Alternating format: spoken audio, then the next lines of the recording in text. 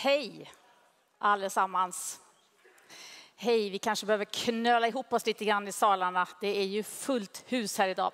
God morgon allesammans. Och precis när studenterna har lämnat oss för den här terminen så fylls vårt lärosäte igen och det är härligt. Jag heter Henrietta och en vanlig dag på jobbet så är jag prefekt på institutionen för pedagogiska studier. Men under de här 2 dagarna kommer jag guida er genom de gemensamma passen som vi sänder härifrån Aula Magna. Ja, vi sänder alltså härifrån till 7 andra rum. Vi är alltså 2300 deltagare, vi har 225 olika pass, vi har 25 utställare att besöka. Men det är ju inte siffror och antal som är det viktiga. För bakom Framtidens Lärande Väst står 3 organisationer. Det är stiftelsen DIU, Karlstads kommun och Karlstads universitet. Och de här 3 arrangörerna har en gemensam grundsyn som handlar om vikten av samtal och möten. Möten mellan beprövad erfarenhet och forskning. Och de här samtalen och de här mötena, de ger oss goda förutsättningar för att ta oss an digitaliseringens möjligheter och utmaningar i skolan, bland annat. Så det är alltså de här mixade mötena som vi vill åt.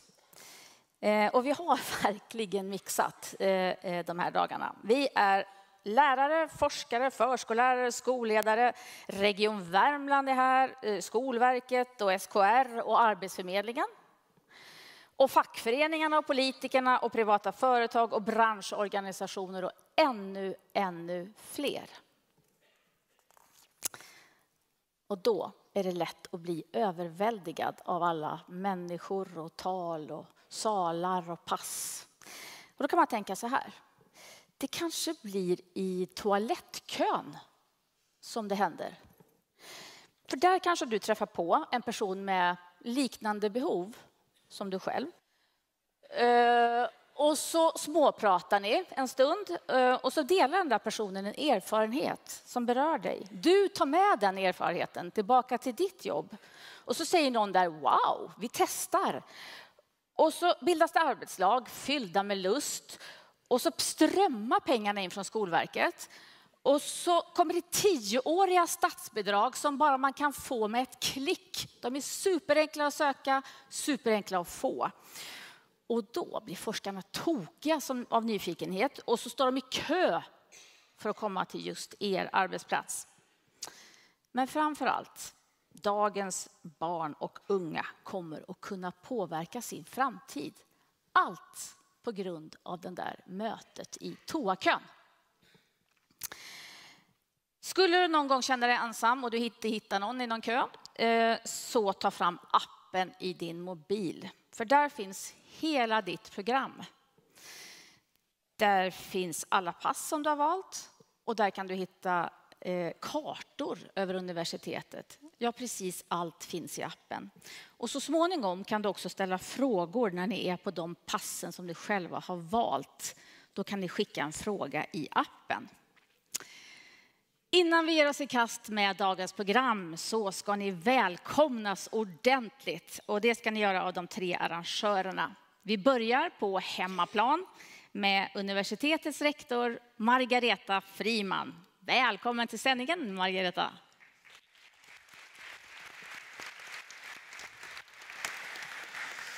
Tack så mycket. Känns jättekul att vara här.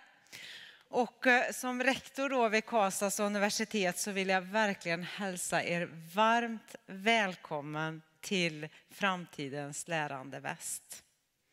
Jag uppskattar jättemycket att ni som lärare, ledare, forskare, lärarutbildare eller på annat sätt har en sån roll att ni bidrar till skolans utveckling.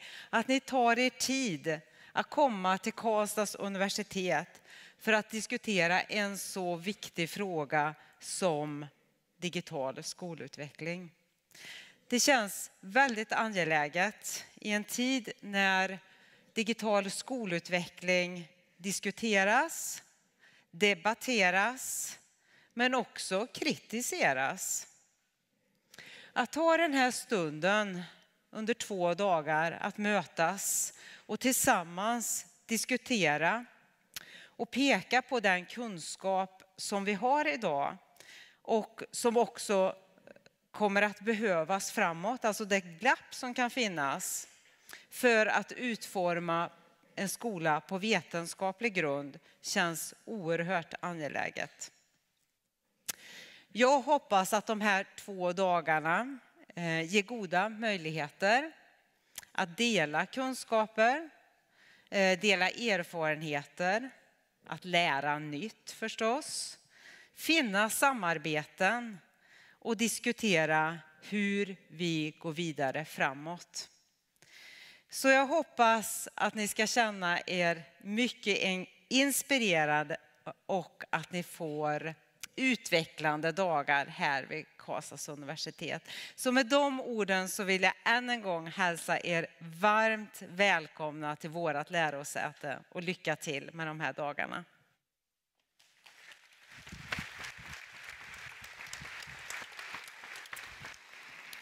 Tack Margareta. Mötesplatsen Framtidens lärande har sedan 10 år varit motor för erfarenhets- och kunskapsutbyte kring skolans digitalisering.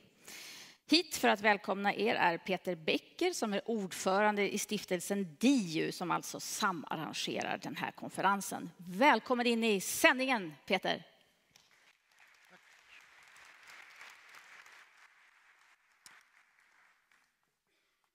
Hej allihopa, här och fjärran och inte så fjärran.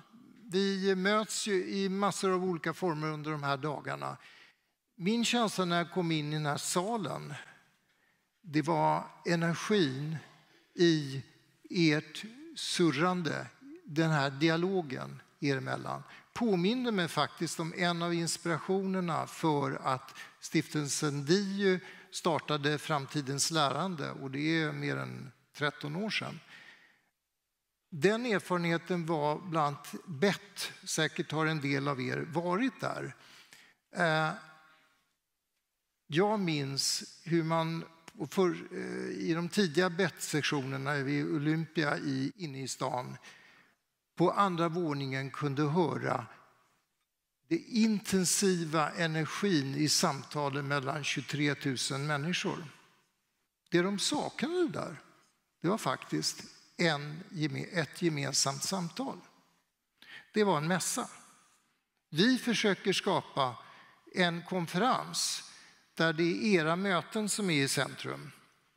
Och precis som Henrietta sa, ja, det kan vara toalettkön, det kan vara någon annanstans. Mellanrummen är en otroligt viktig del av konferensen och har varit det sedan vi startade de här. Och som ni kanske vet så är det ju så självklart det här att det togs en nationell strategi för digital utveckling i svensk skola. Den togs 17 och 18 med förskola. Och när den trädde i kraft så sa vi det där ute i regionerna, i skolorna, i kommunerna runt om i landet som framtidens lärande skapas. Och vi är på en av de platserna nu. Här i Karlstad med er, med RUK, universitetet och med Karlstad kommun och alla andra som medverkar här. Och det är styrkan, det är det här mötet. Men vår huvudtes är då, det är tillsammans, ni, vi allihopa, som vi skapar framtiden. Så att vi har varit otroligt glada för samarbetet med våra partners här, också med våra nationella partners. Och välkomnar er till 2 dagar där jag tänker, det är ni som är en av de viktigaste komponenterna i de dagarna. Ni är med och skapar, vi skapar tillsammans. Välkomna.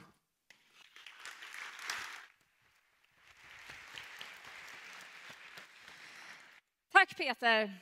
Och vår tredje arrangör är alltså Karlstads kommun. Solstaden representeras idag av skoldirektör Maria Kjällström. Så välkommen Maria att tala fritt ur hjärtat.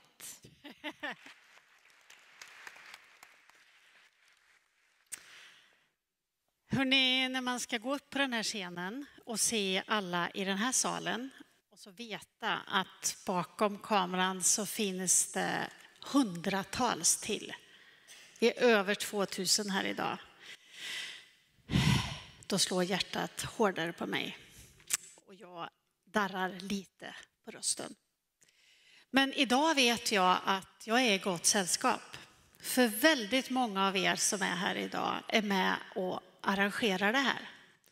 Det här är ju inte en vanlig konferens. Det är ju liksom inte ett gäng externa föreläsare som kommer hit. Utan det här är ju en mötesplats där vi bjuder på varandra vad vi har lärt oss.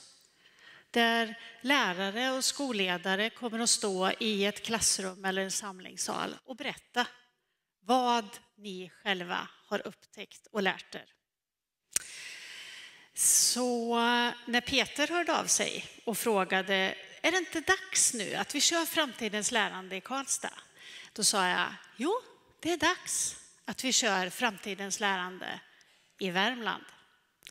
För i Karlstad kommun så gör vi ju så att vi möts i Värmland via Karlstads universitet. Och vi har haft ett ruck här i 30 år. Det finns ingen annan universitet eller högskola som har samlats kring lärarutbildning, forskning och kompetensutveckling så länge och så handfast. Så vi hörde av oss till Karlstads universitet direkt och sa det här gör vi ihop och vi vill ha med alla värmländska kommuner och som ni har ställt upp. Så nu ska vi inviga det här så att det känns likadant för er som det gjorde för mig. Mycket energi i kroppen. Så vi gör precis som de försökte visa oss i en av de andra salarna. Vi ställer oss alla upp i alla salar nu. För nu ska jag lära er något som vi gör i Värmland. Och så några i Karlstad vet vad som ska hända. Så ni får visa vägen. När det är något riktigt stort, något riktigt bra vi ska fira. Då firar vi det med något vi kallar en rockstjärneapplåd. Och en rockstjärneapplåd, det är inte de applåderna ni nyss har bränt av här inne. En rockstjärneapplåd, det känns liksom i hela kroppen. Det låter om mer än händerna. Det låter både ur munnen och det låter ur fötterna. Och så applåderar man lite längre än vad man brukar. Lite längre än vad som är bekvämt. Och så tänker ni att den energi ni frigör nu, den riktar ni till alla de som precis som jag är lite extra nervösa idag. Som har vågat anmäla sig och säga, jag tror jag har något att bjuda på. Till alla de som har riggat det här programmet, som har sovit dåligt i natt och inte riktigt visste hur det här ska bli. Och när jag börjar applådera, yes, vi fick med dem. Då, vi ser er allihopa nu. Då kör vi igång, är ni med? Det ska vara görtyst först.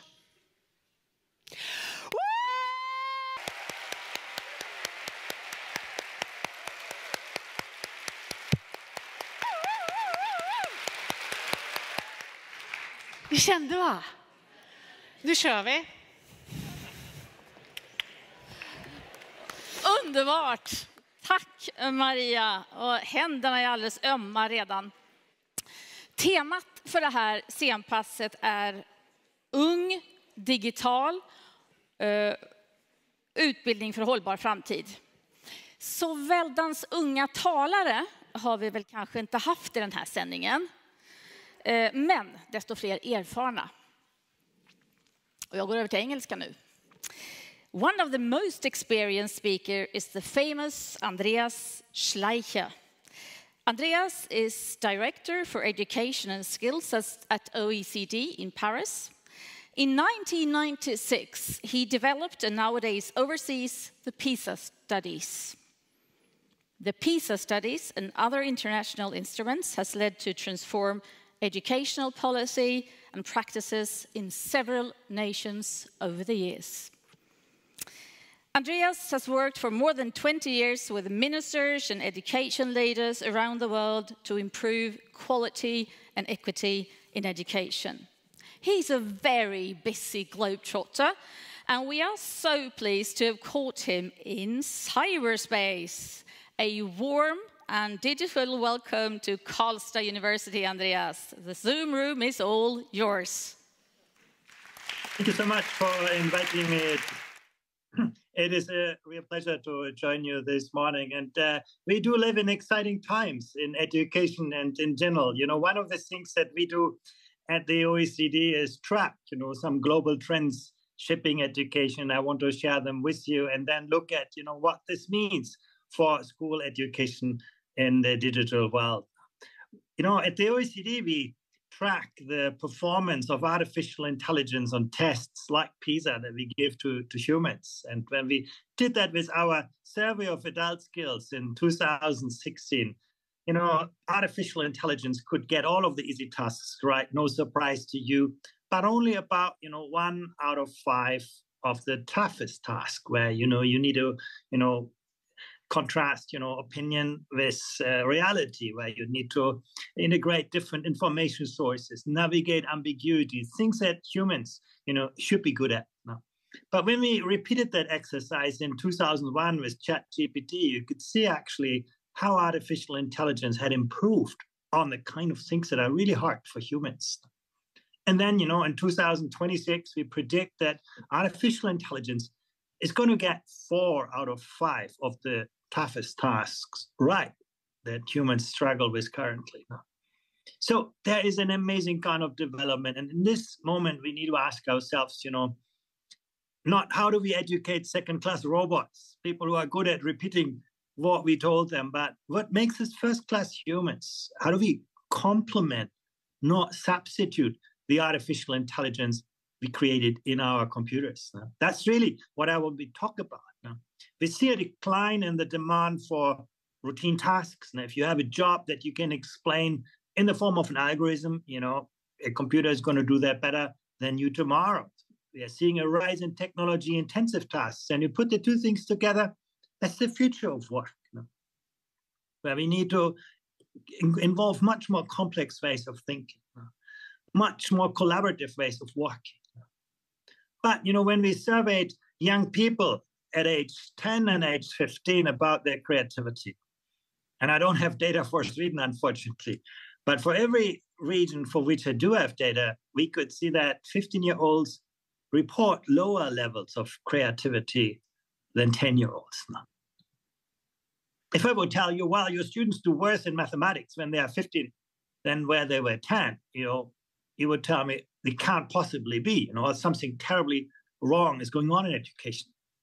But we do not ask ourselves that question when it comes to creativity, because often we treat it, you know, like a nice to have, something that is intangible.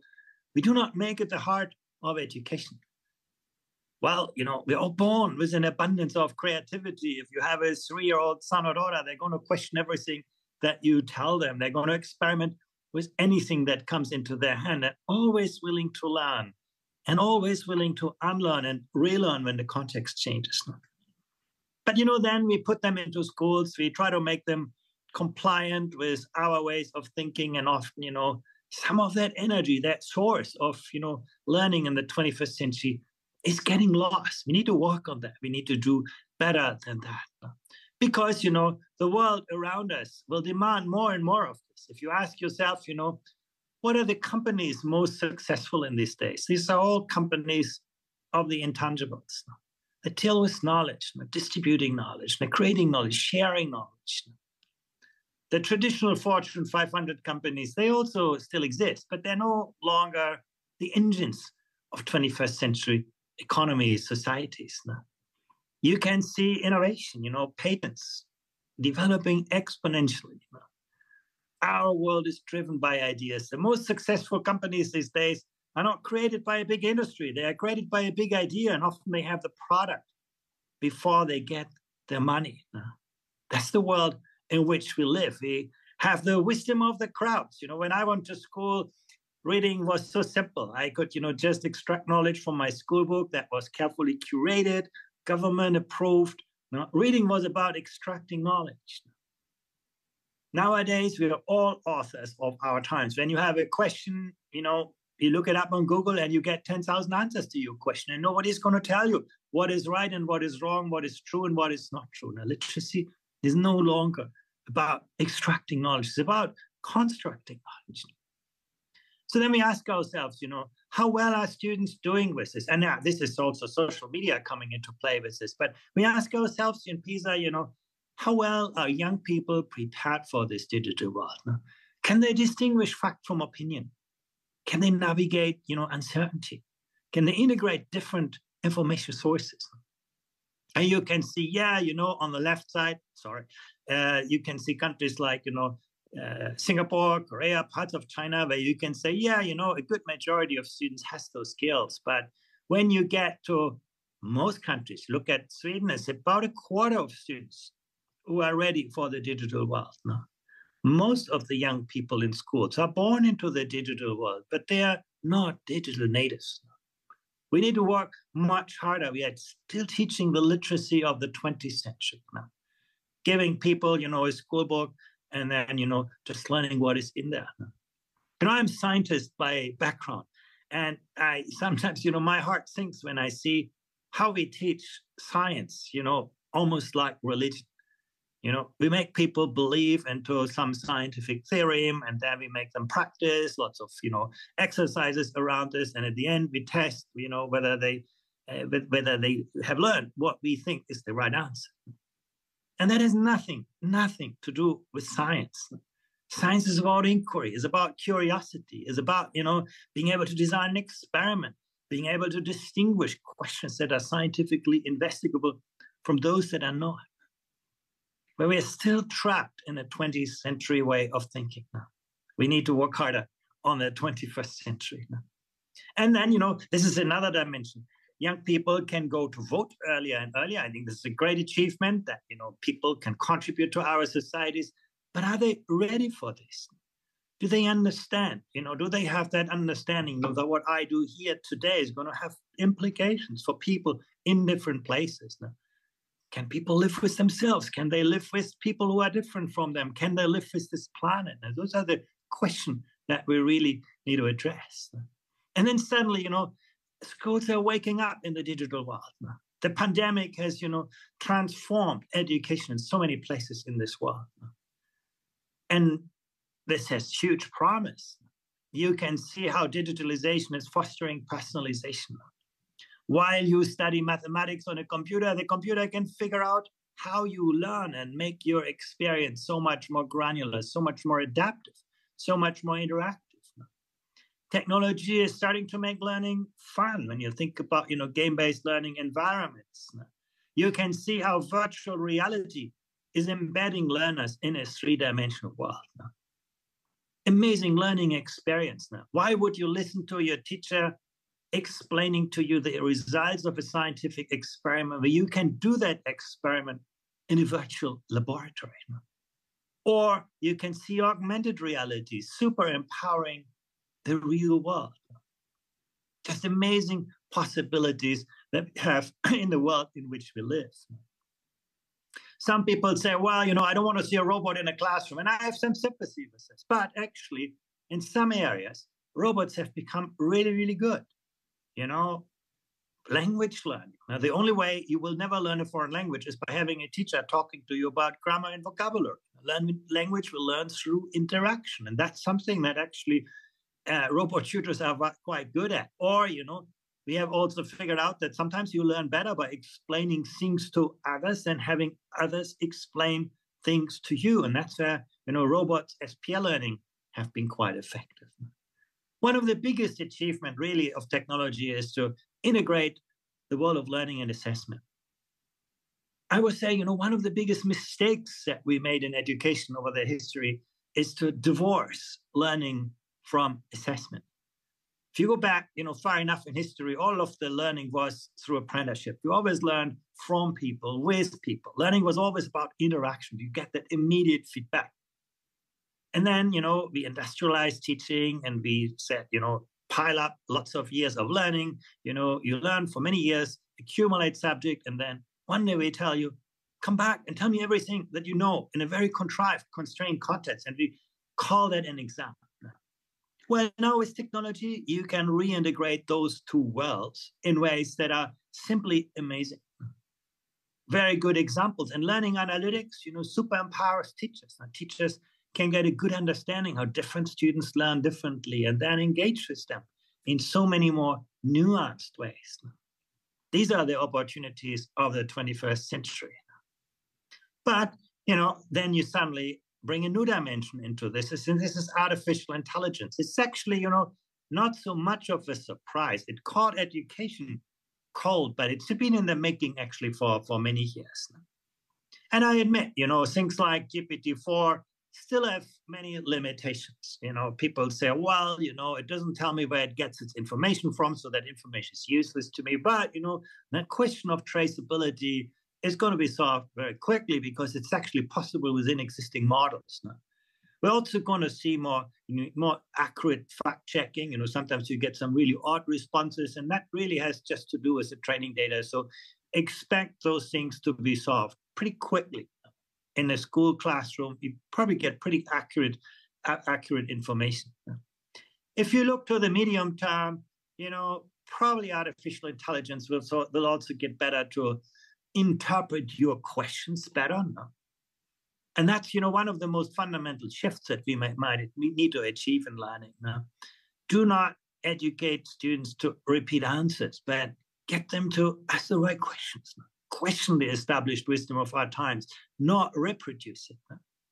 And because on the other parts, technology is going to get better. No? And then there comes the question of bias. I admit, that's probably the biggest risk of artificial intelligence these days. It basically inherits bias from the training data, which comes from human. Humans are terribly biased in most of the things. We make judgments all the time based on very limited kind of training data that we got in our lives. And that's basically something that artificial intelligence tends to amplify, accelerate.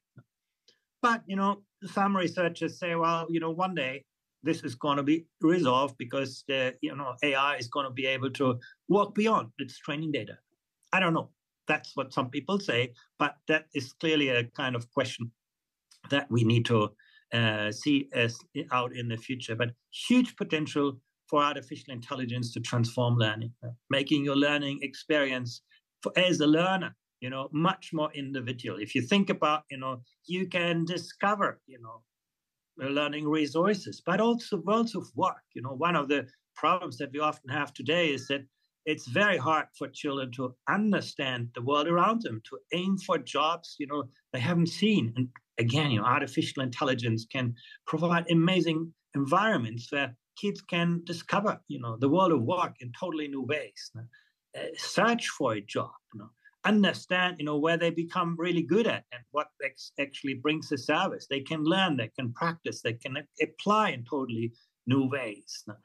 They can write their, admission letters and admission reports. Lots of things that actually technology allows us to know well beyond. They can create and share, but most important, in the 21st century, it's going to be people who obtain greater ownership over what they learn and how they learn and where they learn. Now, school is just one of many places. And then when in their lives are they going to learn? And that, I think, could fundamentally, reconfigure the learning environments in which we are. And then, have teachers. Teachers, technology allows, in principle, to reduce administrative work. Actually, that's still an unfulfilled promise, I must say. If I look around, technology has not yet really made that part of the work of teachers so much easier, but it could, certainly where technology is good, allowing teachers to discover and prepare. Many teachers are now using AI-based programs to prepare lesson plans and so on, but also coaching, feedback, professional collaboration. And then, I already mentioned assessment and evaluation. So you can see also big gains really there. How do we get ready for that? There are huge opportunities. This is not just about conserving existing pedagogical practice. It's really about, transforming practice. But there are challenges, the challenge of, how do we reconcile, the power of artificial intelligence with ethics, which is a very human kind of capability. How do we, ensure that technology enhances equity and inclusion rather than exasperate disparities? Now, both of those things are specters of changes. Let's look at the opportunities first. The opportunities really lie in greater personalization. I put that here on the horizontal axis. And then technology intensity is our tool on the vertical axis. What you can see is that, low personalization and low tech is what we have often in traditional classroom settings. We broadcast, from one teacher to many students, not very personalized, not very tech savvy. Personalization is not a new phenomenon. Actually, tutoring environments have been older than classroom-based education. So actually, it is quite well possible to personalize learning without any tech, but it's just very hard to scale. That's the issue. Human relationships cannot be scaled easily, cannot be expanded easily. You can also have low personalization in a high-tech environment. And that's unfortunately a lot of technology is deployed in this way. It's actually making things more efficient, but not more personalized. If you want to make things more personalized, you really need to turn things around and reimagine, the space, the time, the pedagogy, the relationships in entirely new ways. And that's really where I think new pedagogies are about. That's what we need to really engage with and address the challenges of AI. I want to just highlight here. The first is about, access and awareness. It's so important that students and teachers understand the potential of AI-based tools, but also their limitations, their risks. And those things actually are quite well teachable. Now, we need to get away from the understanding, the wisdom is in a book, towards, you need to create, you need to advance their knowledge. What I believe is incredibly important is that teachers and schools and school systems work harder to build, guidelines and standards for effective and good and adequate use of AI. When we invented cars, soon after we invented seatbelts and road signs. We sort of tamed that technology to serve humans rather than to kill them. And that's something that we haven't seen yet, starting really with AI, sort of building a kind of good regulatory environment that actually makes sure it serves pedagogical purposes rather than its own paradigms. And then, champion those who do that really, really well. They identify and promote early adapters, help them to manage risk. Whenever you do something new, you're going to run into difficulties. And innovators in education, unfortunately, are rarely supported in that. That's really something I think that you need to do. So that's how we can get ready. It's not an easy thing, but it's important. I want to bring you back, however, to conclude with the reality. What is also important is to understand is that often, technology works against us. In our classrooms today, we often see a negative relationship between technology intensity and learning outcomes. And that's not so much an issue of technology as an issue of how we deploy it. If you just use a traditional instructional setting and digitize it, you become more expensive and you get worse results. If you use technology to transform learning, you can achieve better results. And the only way you achieve this is actually by getting teachers to be at the heart of the design of those tools. Where teachers are not at the heart of the design, they rarely are effective in implementation. And that's really one of the big lessons that we've taken away. So smart education is really not about tech. It's about how do we reimagine of what learning could be, what teaching could be when that is powered by digital technology. So we need to advance from learning technology to learning activity, making devices more present and less visible. Now, the great technology is in the analytics, not in, tablets and smartphones that students get distracted with.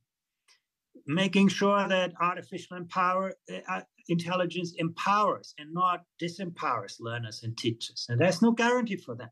As a teacher, technology can help you understand, how different students learn differently, understand patterns, become more self-aware. All of that is possible. But frankly, AI can also make learning more scriptive, more passive, make students consumers of prefabricated kind of questions and learning algorithms. Now, so to get around it, you need to get actually teachers in the driver's seat. And governments and educators really need to work on a more innovation-friendly ecosystem that, enhances it, creates a level playing field where, new ideas can flourish, to work together on standards that are governed by ethics, transparency, data provision, and also that work on transparent, explainable, bias-free, and socially negotiated application. That is really important, that this becomes a process where you not only involve, teachers and educators, but also students. Think about, how to make the investments, most notably in capacity, so that teachers become great coaches, great designers of innovative learning environments and all of that. It's not an easy agenda, but it's something that we can see, progressively happening in the digital world. So I'll leave it here. These were just some reflections. There is an amazing range of opportunities coming towards us. There is no automaticity that it will work well. That really depends on what you do at the front line. And I'm very grateful for your work on that. Thank you very much.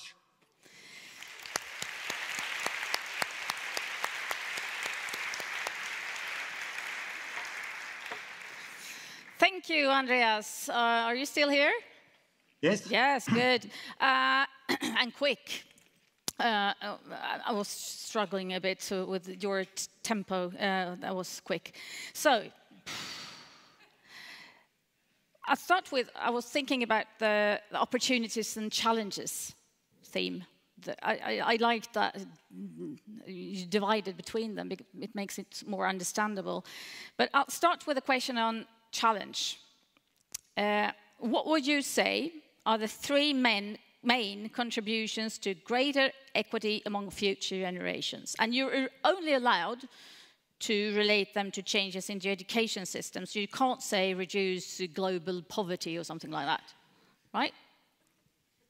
Yeah, I think the simplest thing is to become better to align resources with needs, finding ways to make it attractive for educators, for the best teachers to teach in the most challenging classrooms. And some countries have become very good at that, better alignment of resources with needs. We often, spread resources equally across the school system. And what we need is a much more nuanced, much more formula-based kind of approach to ensure that not just the quantity, but the quality of resources is aligned with needs. That's really about people. The second part, I have great hopes that technology can help us to, massively improve equity. If you think about students with special needs, for the first time, we can serve them really in an individualized and personal way. Or, students who are especially talented. I also believe that teachers are just getting so much better means and resources to learn from and with each other in, professional learning communities supported by technology. So the second part really is about technology. And the third part is about policy. We need to somehow reconcile choice, which is a great, feature. Sweden is a good example. I think it's a great strength of the system. It offers really a lot of choices, but we need to reconcile this with equity. And that's really a policy kind of dimension. So actually, I do believe that, without changing the world and changing society, there's a lot that education can do to become more inclusive, more equitable. Thank you. I thought you would say start with the small children, but I think that might go under 3, perhaps, the smallest children. Yeah, it is very clear that, the foundations, particularly for skills in the 21st century, the social emotional skills and so on, foundation creativity, they're laid very early on in the lives of people.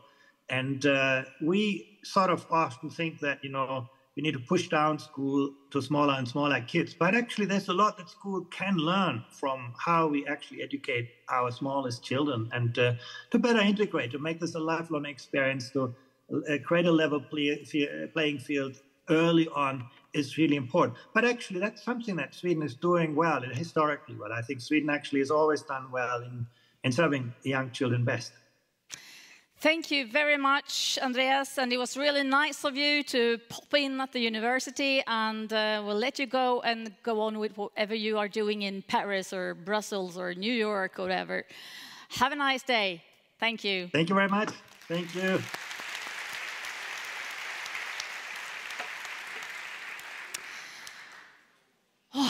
Nu kan vi prata svenska igen. Vår nästa talare är Per Dahlbeck.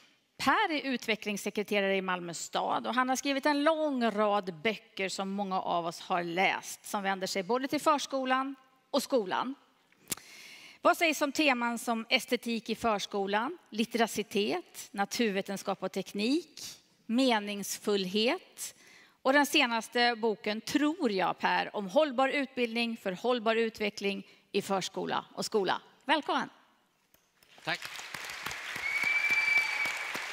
Hur lång tid har jag nu? Jag ska komma med ett erkännande. Jag vill starta med ett erkännande. Jag har fått väldigt tydliga direktiv att jag ska vara rätt stilla här i mitten. Jag vill säga det, och det är inte min bästa gren. Jag kan bli upphetsad. Lindrigt upphetsad. Och det innebär att då rör jag på mig. Jag tänkte bara bjuda in er som är i denna salen till att hjälpa mig och hålla mig på plats. Att när ni märker att jag börjar svaja ut vänster-höger så vill jag att ni tydligt och distinkt säger in i mitten, in i mitten. Och det ska inte vara aggressivt utan det ska vara väldigt bestämt. Har vi en bestämmelse där? Bra. Jag tänkte säga någonting om den här enorma ansamlingen som jag tycker är imponerande och vad vi skulle kunna använda oss till. Jag har ett förslag om det. Men jag vill börja med att säga att jag ganska nyligen läste en intervju i Dagens Nyheter med vår riksåklagare Petra Lund som har stannat i mig. Hon berättade lite grann om sin bakgrund och hur hon har hamnat i yrket riksåklagare i Sverige. Och säger då att hon egentligen ville bli lärare. Så hon sökte in på lärarutbildningen. Hon kom inte in. Så hon fick gå juristutbildningen istället. Jag tänker min egen yrkeskarriär och min egen utbildning har följt ungefär samma resa. Så jag har varit i den pedagogiska världen från det att Petra Lund sökte in. Men vad ska ni säga nu? Tack.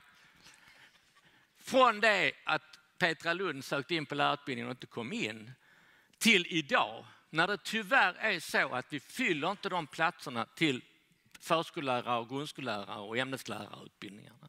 Och då måste man fråga sig vad har hänt de här åren?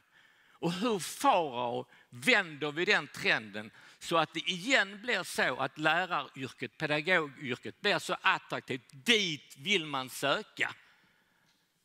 Det är vår gemensamma uppgift och jag tror att vi skulle tillsammans, om vi får någon form av riktning i vårt förändringsarbete, kan vi utgöra en enorm kraft som skapar den förändringen. För jag tror inte det kan bero av en enskild minister eller skolverksdirektör eller liknande som kan göra det. Utan det är vi i professionen som kan göra det. Och då tänker jag tanken att vi alla ska tänka sen när någon frågar våra barn, våra barnbarn, när hände den där vändningen? Det var i Karlstad 2023. Och jag var där, kan man säga då. Jag tror det var någon lite kortväxt äldre man från Malmö. Jag kommer inte ihåg vad han heter, men det var någonting där som satte igång någonting. Som sen har lett till, idag är det svårt att komma in på lärarutbildningarna. Vi har höjt professionens status, betydelse och samhällsmöjlighet att betyda någonting. För det är vi redan, men det gäller att få fler att förstå det och hitta bevis och tecken på det. Då ska jag säga någonting om hur skulle vi kunna starta den vägen. Och mitt första steg är att jag har hämtat inspiration ganska nyligen för vårt grannland Finland. Jag har läst en bok som heter Finnish Lessons 3.0 som egentligen är bara en redovisning. Vad gör man i Finland inom utbildningssfären? Och varför har man där lyckats att behålla en professionsstatus och en ställning för lärarna som man inte har gjort i Sverige, menar jag. Intressant är att man säger att på 80-90, kanske 80 mer, är väldigt inspirerad av Sverige. Sen har Sverige valt en annan väg, men i Finland har man behållit den vägen. Tydlighet, en röd tråd och en vision för det möjliga pedagogiska arbetet och dess konsekvenser för barn och elever i förskola och skola. Så jag tycker vi ska titta noga på vad tusan är det de har gjort och gör i Finland. Då ska jag ta ett exempel från Finland. Det finns mycket att hämta tycker jag, men ett exempel är att man har bestämt sig för från början, när man gifter samman förskola och grundskola, att skapa en gemensam röd linje för det. Inte vi och dem, inte olika sorters eller pedagogiskt tänkande, utan ett befruktande tänkande. Förskolan har sin tradition, skolan har sin tradition. De ska kunna berika varandra istället för att kanske konkurrera med varandra. Tror jag är nummer 1. Det ska vi skapa förutsättningar för. Skapa möten som den här. Möjliga mötet i Karlstad är en förutsättning för att berika och förstå varandras traditioner och praktiker för att göra den egna bättre. Det är nummer 1. Nummer 2 skulle jag säga att ibland så ställs de 2 uppdragen mot varandra. Kunskapsuppdraget och demokratiuppdraget. Det tycks som om Finland, och oavsett egentligen vad de har gjort, så är min fasta övertygelse, de här måste bakas samman och också berika varandra. Det kan inte vara så att man först tänker kunskapsuppdraget som pedagog och sen demokratiuppdraget. Utan jag tror att de måste gå hand i hand, tydligt, för att visa på nödvändigheten av ett lärande. För att skapa och upprätthålla och leva en demokrati. De hänger ihop helt enkelt. Jag känner mig ovanligt lite upphetsad, känner jag. Jag vet inte varför. Men så kan det väl vara.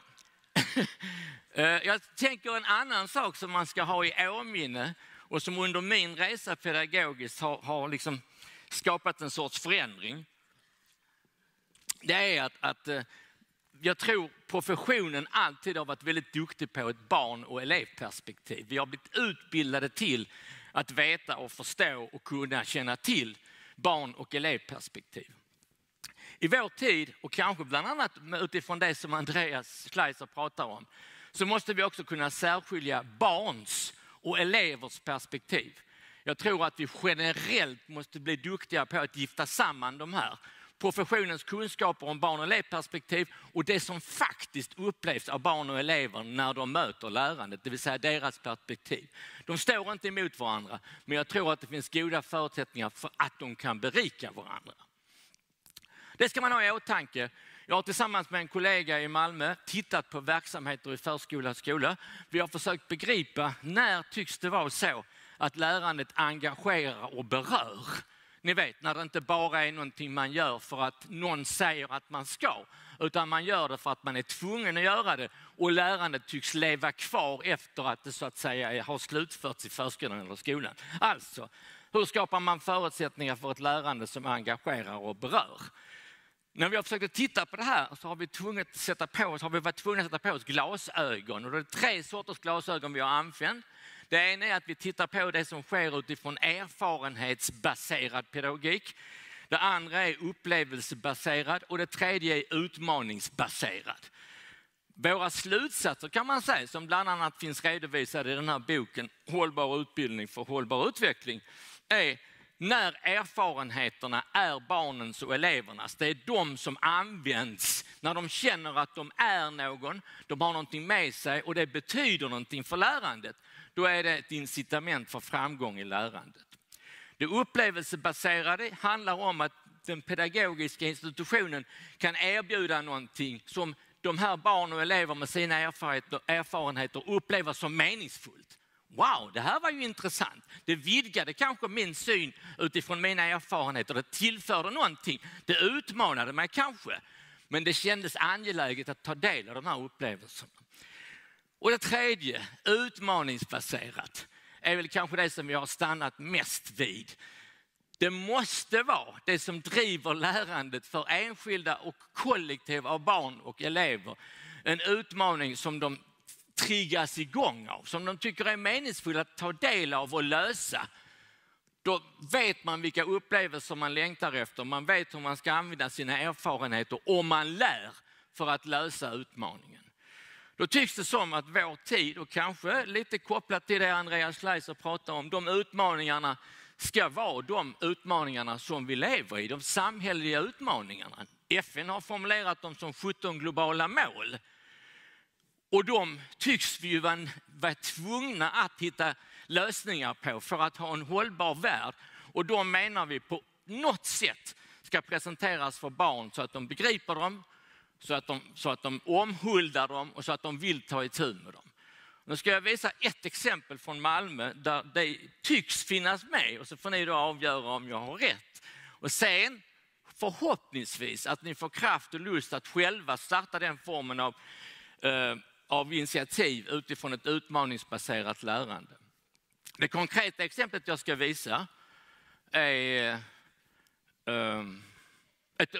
ni vet, Malmö, för inte så länge sedan så var det mest prat om skjutande och kriminalitet. Nu är det ju hela Sverige, men ett tag var det Malmö som nästan dominerade den nyhetsflödet. Och då så startade man, bildade något som man kallade för BID och så områden, BID Segevång, BID Seved, och då valde man områden som var de mest utsatta, områden som människor egentligen inte utanför vågade röra sig vid. Det visade sig att inte ens politiker ville besöka de här områdena, för man kunde inte garantera någon sorts säkerhet. Och BID står för boende, integration och delaktighet. Och där satte man samman, det var politiker, det var affärsidkare, det var fastighetsägare, det var hyresgäster, det var allt som fanns i de här områdena engagerade tillsammans i BID. Då vill man veta som ett exempel på hur skulle förskolebarn välja att skildra de här områdena. Kan de bjudas in för att på sikt skapa en hållbarare, tryggare och mer trivsam boendemiljö? Förskolor, vi ska säga ett exempel på det. De gjorde till exempel modeller hur det skulle kunna se ut på deras gårdar. De filmade det som de tyckte var bra och det som de tyckte var mindre bra. Och de gjorde teckningar om sitt område. Och ni ska få se en sån animerad film som heter Detta är min värld. Och så kan vi väl tillsammans fundera över om den kunde medverka till skapandet av en tryggare stadsdel.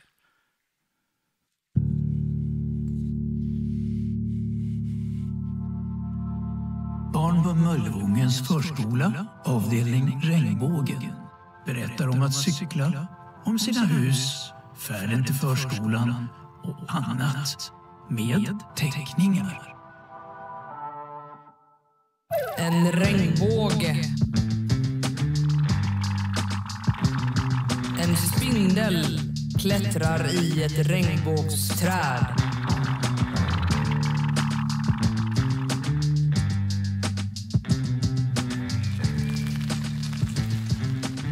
Jag cyklar. Mamma sitter på en bänk på vår gård.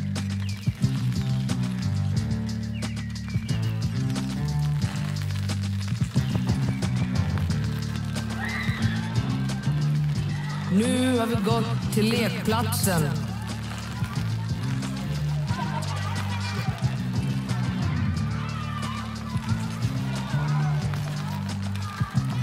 Jag säger till min mamma, ge mig lite vatten.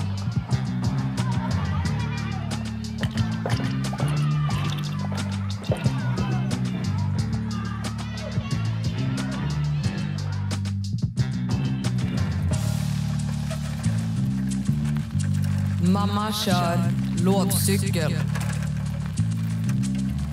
I lådan sitter jag och min lillebror.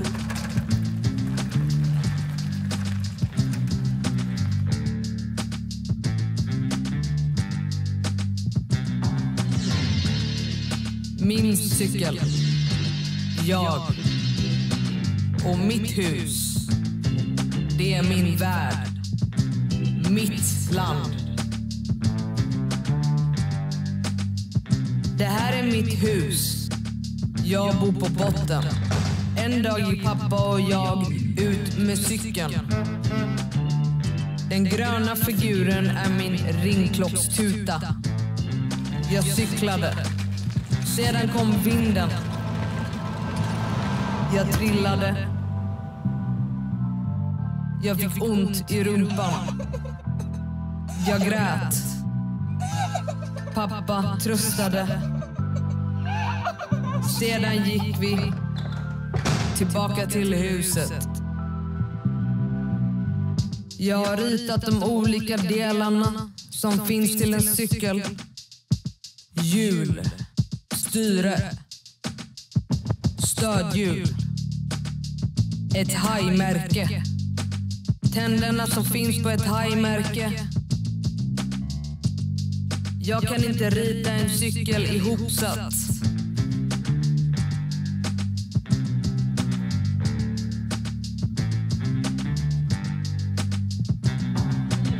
pappa kör moped till dagis.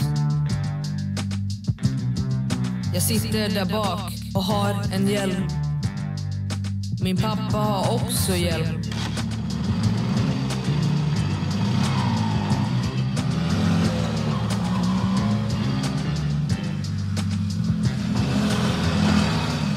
En kanin tittar på.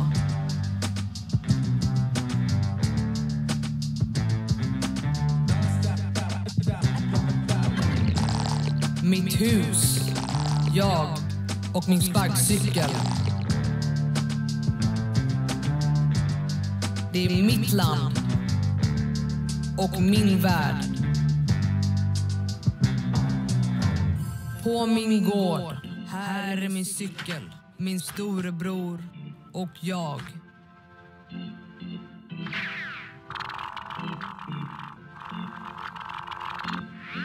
Min storebror visar mig hur man cyklar.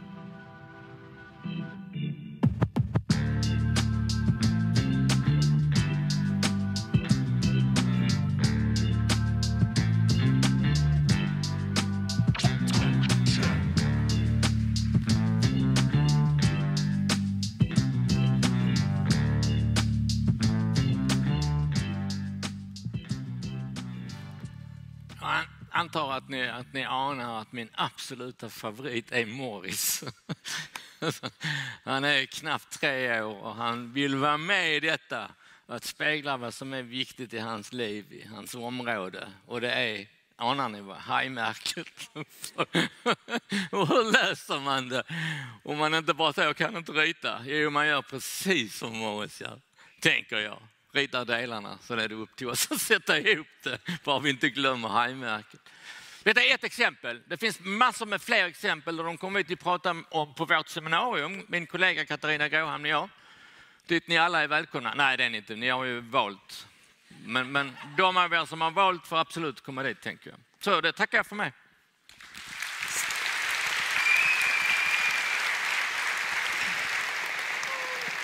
Stort tack Per. Cyklar, kaniner, regnbågar, rosa hus och hajtänder. Helt underbart. Om en liten stund börjar era valbara pass. Och om ni nu inte redan har gjort det så kollar ni i appen var ni ska vara. Och vi har musiker runt om i huset som kan guida er. Så följ en musiker, tänker jag. De är studenter från Musikhögskolan Ingesund. Era valbara pass då börjar nu och sen är det lunch. Och det är 2 lunchsittningar. Ni kollar i appen när ni ska äta lunch. Vi tackar för uppmärksamheten i den här sändningen och ses igen 13:30.